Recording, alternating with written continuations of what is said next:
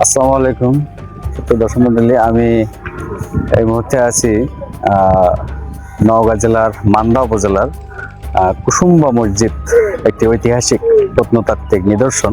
সেটির সামনে এটি নির্মাণ হয়েছিল 1560 সালে সুলতান গিয়াসউদ্দিন শাহের আমলে।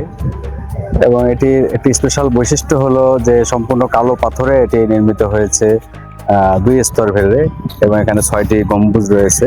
তো প্রায় 400 বছরেরও বেশি সময় ধরে এটি কিন্তু সুন্দরভাবে দাঁড়িয়ে আছে এই মসজিদটি। আজও এর নির্মাণ শৈলী এবং তার কালো পাথরের উপর যে খোদাই, এটি মানুষকে আকর্ষণ করে।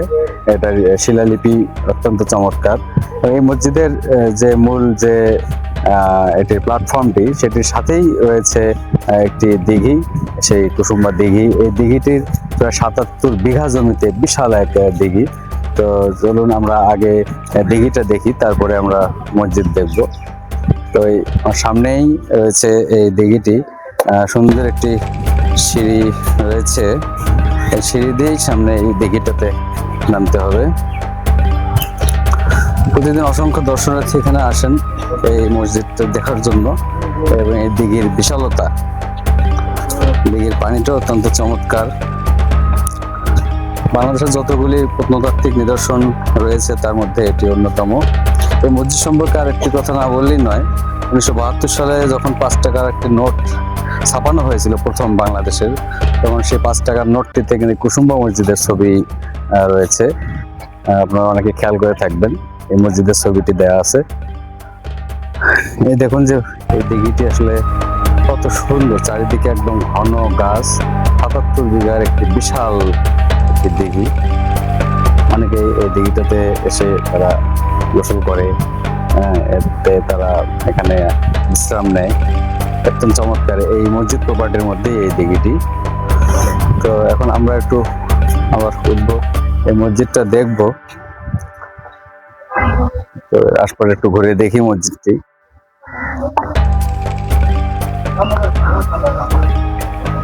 আমরা বিকেলবেলা এসেছি এখানে, সূর্য পশ্চিমে হেলে গেছে।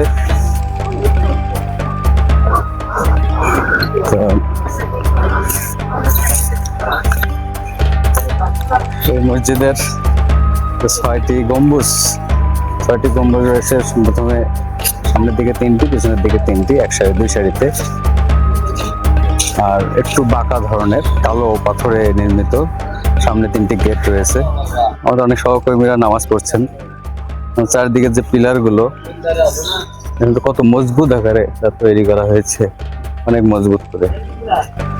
আমরা যদি পিছনের দিকে একটু যাই, এটি দক্ষিণ সাইড, পশ্চিম প্রান্তে আমরা একটু ঘুরে আসি।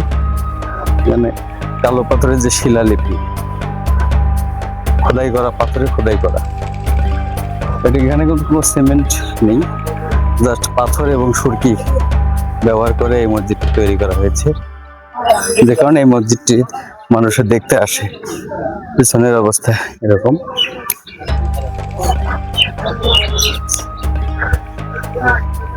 খুবই চমৎকার একটি মসজিদ বলবো, অসাধারণ।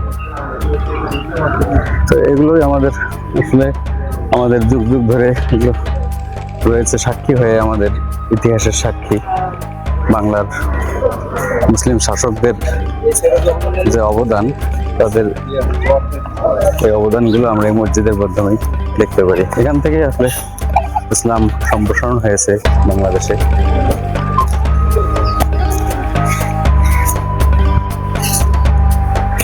তো এটি মসজিদের অবস্থা, প্ল্যাটফর্মের উপরে। মসজিদটি খুব বড় যে তা নয়, হয়তো 150-200 লোক এখানে নামাজ পড়তে পারবে। অনেক লোক এসেছে, মহিলা পুরুষ সবাই দেখতে আসছে।